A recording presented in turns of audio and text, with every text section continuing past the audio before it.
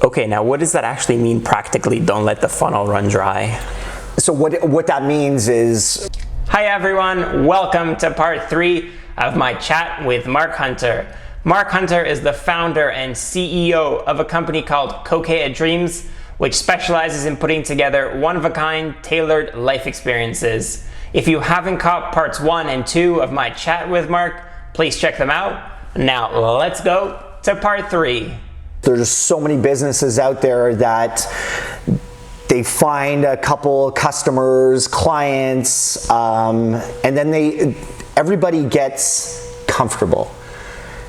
But what I mean by never let the funnel run dry, it's more in the line is you should always be looking for new clients, new avenues of business.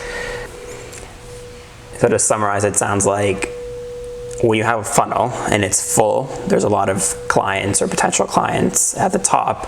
Sometimes it's easy to lay your guard down, become comfortable and say, well, that'll sustain us for a little bit, and stop going out there and hustling and looking for new leads to continuously refill that, because at one point all of those potential customers or existing customers will go through the funnel, then it'll end up dry, and then you'll have to go and look out for new leads while your business might not necessarily be drumming up any kind of revenues in the meantime.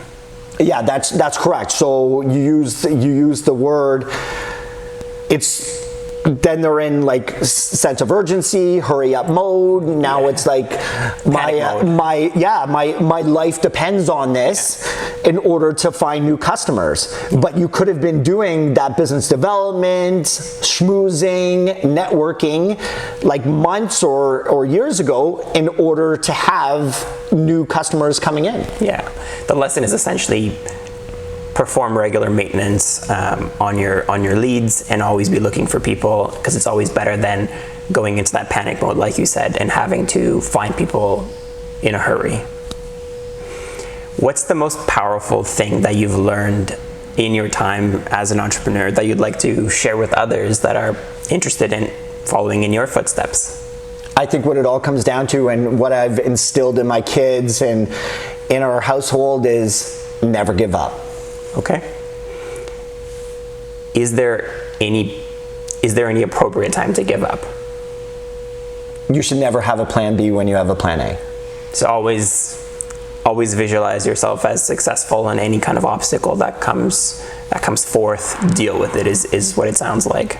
Yeah, that's correct. As much as you get knocked down, as long as you get back up, and you're always looking for new avenues of your business, new customers, clients, you will be successful as long as you are persistent, you keep going, and you never give up. Right. After being very persistent the whole day and hustling, how do you keep a level mindset when you go home after a tough day or after a tough week? I'm what you would consider sort of an obstacle challenge participant. Not a professional of any sort. I've done since just before I turned 40. I'm 46 now. I've done probably, I would say, 9 obstacle challenges, a combination of Tough Mudders and Spartan races. And you've successfully finished them? Successfully finished all 9 of them. Last year, those are pretty tough. I put together a massive goal, because I'm all about goal setting. Last year, I did what was called the Spartan Race Trifecta, which you do a 7 and 15 Saturday and Sunday, and then 2 months later, you do a 22. 7, 15, and 22 are kilometers, like That's the length correct. of the obstacle course? Yeah, and then next year, I have a massive goal where I will be doing 50 kilometers with 60 obstacles. Wow, that's a long distance, especially given the fact that you're not just walking the 50 kilometers, there's obstacles in the way. And on top of that, I'm a massive believer in, like, as much as you can give money, time is so precious. Yeah. on what I never had and I was never instilled in me when I was younger, and what I'm actually instilling in my family, my son, my daughter, my wife, is the volunteering side of it. So that's like another way to keep a level head, is to give back, essentially. That sounds like something that's very important to you, and to share what you know and what you can do with others. It's very interesting. Thank you for sharing that. Yeah. Now let's shift one last time, and this time to the future. So what's next for Kokea? So Kokea, what I want to build it into is being the biggest life experience company, as well as I'm actually building the hospitality side of it, working with restaurants, hotels, on top of the Kokea side of it. I want to build it into being one of the biggest brands on the life experience travel side. Yeah. And I'm not going to give myself sort of like a time, but within a short amount of time, I would say. Any immediate next steps that you are looking to take forward? So for example, I don't know, launching a new service, a new product, something that you are looking to do within the next 6 months, for example? So the hospitality side of it is definitely something I'm very, very interested in. Have a couple partners that I've spoken to within this whole process. Going to probably launch that the beginning of next year. It's going to be a hospitality group of some sort. Now, looking into the future, as far as you can see, and as the CEO of Kokea, what's the thing that you fear most?